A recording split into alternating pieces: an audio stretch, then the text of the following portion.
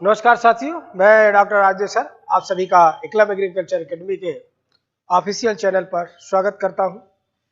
जैसा कि आप सभी को पता है कि संस्था के द्वारा करंट इवेंट्स पर आप सभी को प्रतिदिन एक नए ज्वलंत मुद्दों पर चर्चा की जा रही है और आप सभी उसका खूब अध्ययन भी कर रहे हैं, देख भी रहे हैं, उपयोग भी कर रहे हैं।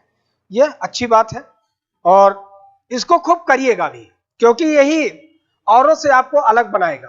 क्योंकि कुछ सिस्टमेटिक जो सिलेबस होता है वो सब उसको रटना समझने का प्रयास सब करते हैं, लेकिन सिलेबस में कुछ ऐसा अंग होता है जो उसके पास किसी के भी एक सिस्टमेटिक मैटर नहीं होता है। क्योंकि ये प्रतिदिन कुछ नया हो रहा दुनिया में, और वो जो नया हो रहा उससे हमें आपको भी अवगत होना बहुत आवश्यक होता है। इसलिए करंट के मुद्दे सबको आप परेशान कर रहे हैं, और अगर आप भी ध्यान दे रहे होंगे तो वर्तमान में करंट के मुद्दे के संबंध में तमाम प्रश्न आ रहे हैं। वो हिस्ट्री से है, ज्योग्राफी से है, पॉलिटी से है, साइंस से है, टेक से है, इकोनॉमी से है, इन्वायरमेंट एंड इकोलॉजी से है। तमाम क्षेत्रों से लेकर के इस प्रश्न को हमारे बीच में रखा जा रहा है, और उसके वजह से हम लोग जो है रोज अपडेट हो जाना हमारी एक आवश्यकता बन गई है। उन्हीं आवश्यकताओं को दृष्टिगत रखते हुए हमने आपके लिए यह सीरीज शुरू किया है, और इसको खूब आप देखिएगा और यह आपको बहुत बढ़त दिलाएगी एग्जाम में। तो आज हम एक नए टॉपिक पर बात करने वाले हैं। तो उस टॉपिक पे बात करने से पहले आप सभी को देखिए, संस्थान के द्वारा टीए बैच वालों के छात्रों के लिए एक काफी सुनहरा अवसर दिया जा रहा है, और इस सुनहरा अवसर का आप पूरा लाभ ले लीजिए। क्योंकि फीस को लेकर के आप सभी का एक बहुत बड़ा इशू था कि सर महंगा है महंगा है महंगा है। तो हमने भी एक ख्यालात बना लिया था कि चलिए अच्छा, नजदीक में आप लोग के लिए एक फेस्टिवल आ रहा है और उस फेस्टिवल को आप लोग सेलिब्रेट भी करेंगे, तो संस्था भी उस पर कहीं ना कहीं आपके लिए कुछ अवसर जरूर देगी।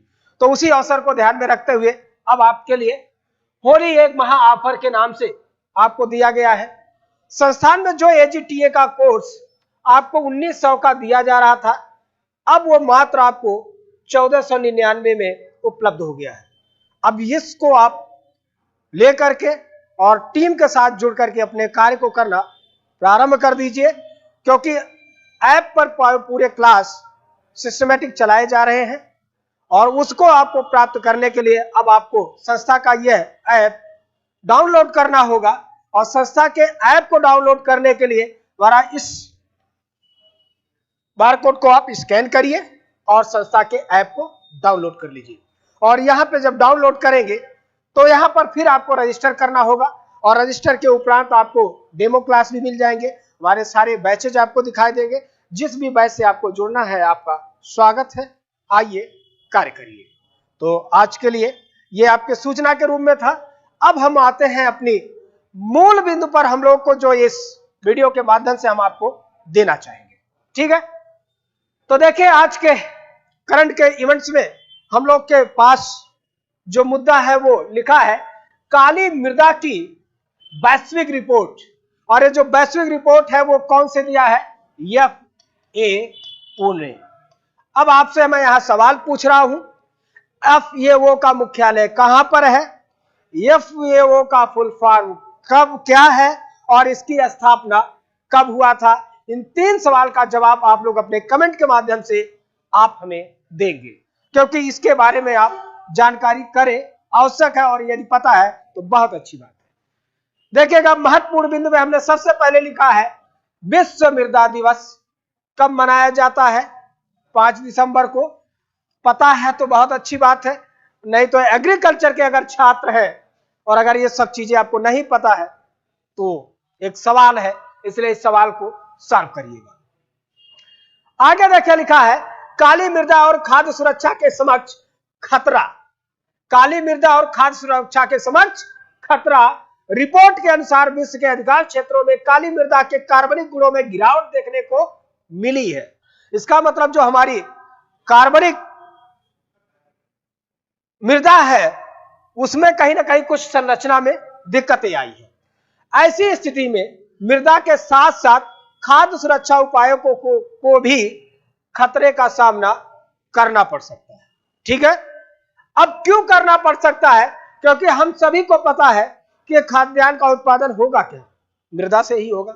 और अगर मृदा का ही संरचना बिगड़ जाएगी, उसकी ही ऊर्जा क्षीण हो जाएगी, तो उसमें के सहारे जो भी हम एक्टिविटी कर रहे हैं वो भी प्रभावित हो जाएगी। इसका मतलब हमारा एग्रीकल्चरल प्रोडक्शन प्रभावित होगा। काली मृदा की विशेषता, इस मृदा में अंतर्निहित उर्वरता के कारण इसके क्षेत्रों को अनेक देशों में खाद्य टोकरी स्थल के रूप में जाना जाता है।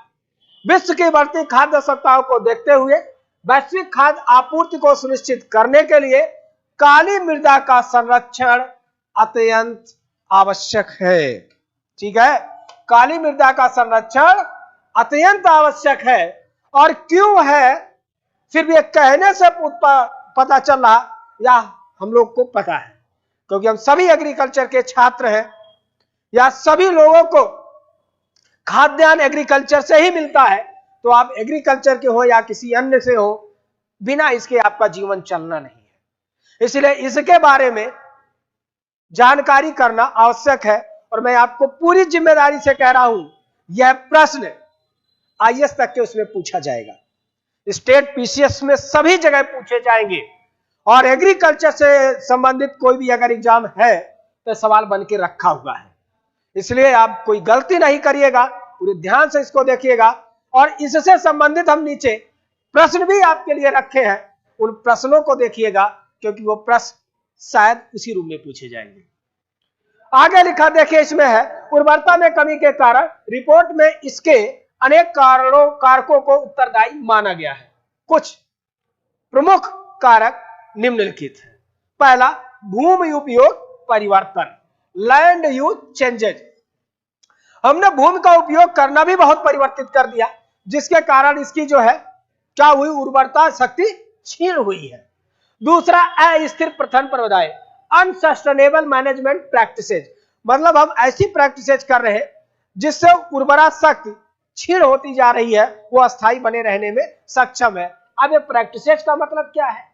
आप गहरी जड़ वाली के बाद पुनः गहरी जड़ वाली लगा दिए, जबकि उथली जड़ वाली लगानी चाहिए। आपको एक उदाहरण से समझ में आ रहा होगा। तो अगर हम इस तरह की वो नहीं कर पा रहे हैं, तो इसके वजह भी भूमि की उर्वरा शक्ति क्या हो रही है, क्षीण हो रही है। रसायन आधारित उर्वरकों का अत्यधिक उपयोग, एक्सेसिव यूज ऑफ फर्टिलाइजर, तो एग्रोकेमिकल्स इतना अधिक उपयोग कर दे रहे हैं जिससे मृदा की जो संरचना, प्राकृतिक संरचना है, वही बिगड़ जा रही है। इसलिए मैन्योर और फर्टिलाइजर दोनों का एक कॉम्बिनेशन यदि उपयोग किया जाए तो शायद वो सस्टेनेबल के रूप में आएगा, लेकिन ऐसा नहीं हो रहा है। काली मृदा के संदर्भ, मतलब काली मृदा के बारे में कुछ हम लोग जानेंगे। इसका अन्य नाम लिखा है। भारत में काली मृदा को रेगुर मृदा या काली कपास की मृदा भी कहा जाता है। विश्व के मृदा वर्गीकरण में काली मृदा चेरनोजेम मृदा के अंतर्गत आती है। ध्यान रखिएगा, काली मृदा को अमेरिका में चेरनोजेम ही कहा जाता है। ठीक है, यह निर्मित कैसे हुई? काली मृदा का निर्माण बेसाल्टिक चट्टानों के अपक्षय के कारण होता है। बेसाल्टिक चट्टानें मुख्यतः ज्वालामुखी शैल होती हैं। ठीक है, क्या यह जो है ये लावा निर्मित सॉइल है? सवाल आपसे है। संरचना, काली मृदा में उच्च जैविक कार्बन, आयरन, मैग्नीशियम तथा एल्यूमिना की उपस्थिति के कारण इसका रंग गहरा होता है। आमतौर पर यह चिकनी, महीन कण वाली, गहरी, मोटी तथा अभेद्य मृदा होती है। इस मृदा में नाइट्रोजन तथा फास्फोरस जैसे पोषक तत्वों की कमी होती है। यही सवाल आपसे पूछा जाएगा, इसलिए ध्यान रखिएगा कि काली मृदा में किस पोषक की कमी पाई जाती है। तो यहां पे देखिए नाइट्रोजन भी है और फास्फोरस भी है।